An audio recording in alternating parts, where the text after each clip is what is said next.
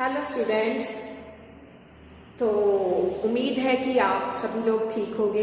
तो आज मैं अपने जो टेंस वाला मैंने शुरू किया है वीडियोस बनानी एपिसोड, उसका ये थर्ड पार्ट है आज। ठीक है, सबसे पहले मैंने फर्स्ट पार्ट में बताया था टेंस होता क्या है, सेकंड पार्ट में मैंने बताया था प्रेजेंट इंडेफिनिट या सिंपल प्रेजेंट टेंस कौन सा होता है। वैसे मैंने बताया था कि प्रेजेंट टेंस के 4 आगे पार्ट्स होते हैं, लेकिन हमने सिर्फ पहले प्रेजेंट इंडेफिनिट या सिंपल प्रेजेंट टेंस किया है।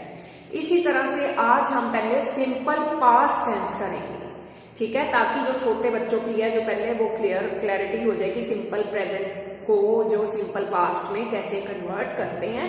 बाकी मैं इसके जो अगले पार्ट्स हैं उनकी वीडियोज भी बनाऊंगी, पर पहले ये प्रायोरिटी है। ठीक है जी, आज हम करेंगे पास्ट टेंस। बेटा जी, टेंस 3 तरह के हैं, प्रेजेंट, पास्ट, फ्यूचर, वर्तमान काल, भूतकाल और भविष्य काल। ठीक है, प्रेजेंट हमने कर लिया कि जो समय चल रहा है वो क्या है, प्रेजेंट।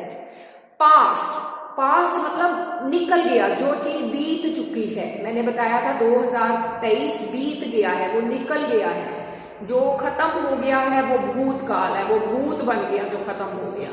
ठीक है, तो आज हम भूतकाल के बारे में, पास्ट टेंस के बारे में बात करेंगे। सबसे पहले हम देखते हैं कि इसकी पहचान क्या है, कैसे हम आइडेंटिफाई करेंगे ये जो है पास्ट टेंस है।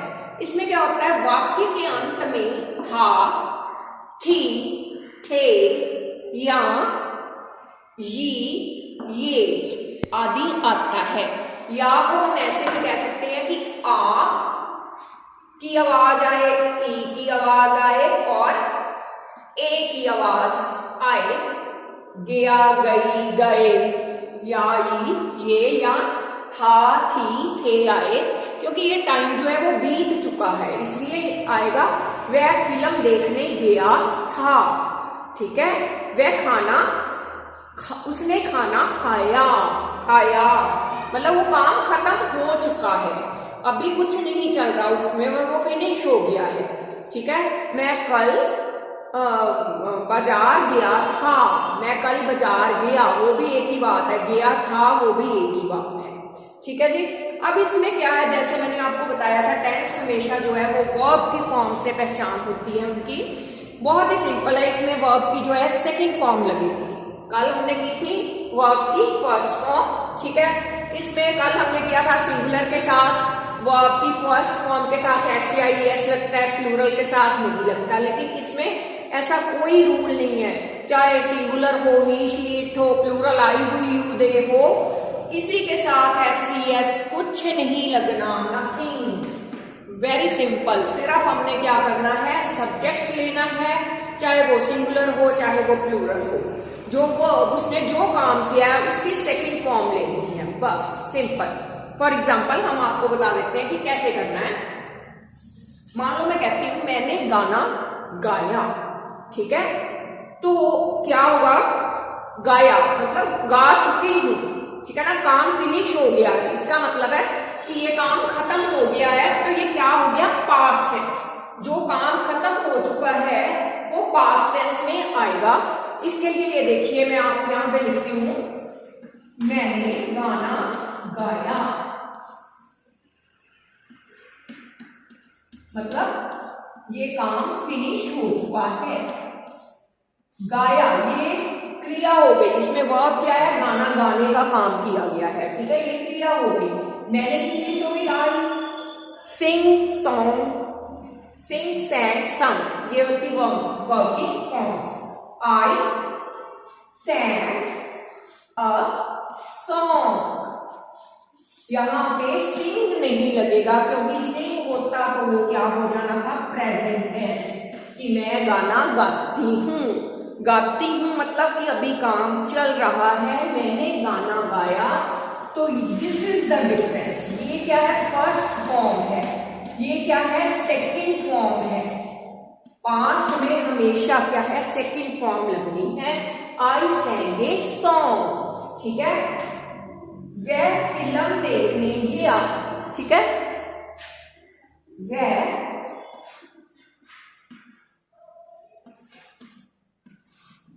या उसने फिल्म देखी कर लेते हैं, ठीक है, उसने फिल्म देखी। ई आ गया ना, देखी। आपको मेरी मैडम यहाँ पे तो यार ये ई नहीं आया, लेकिन ये ई की साउंड आ गई ना, वही देखी, ई की साउंड आ गई, तो क्या आएगा, ही सा मूवी। ठीक है बेटा जी। अब क्या हो गया, सा, सी सा सीन, ये इसकी वर्ब की फॉर्म्स होती हैं। तो मैंने यही बताया था कि वर्ब यानी कि काम करने से हमें पता चलता है ये कौन सा टेंस है। इसमें काम फिनिश हो चुका है, काम कर चुका है, तो यही से हमें पता चलता है कि ये जो है पास्ट टेंस है।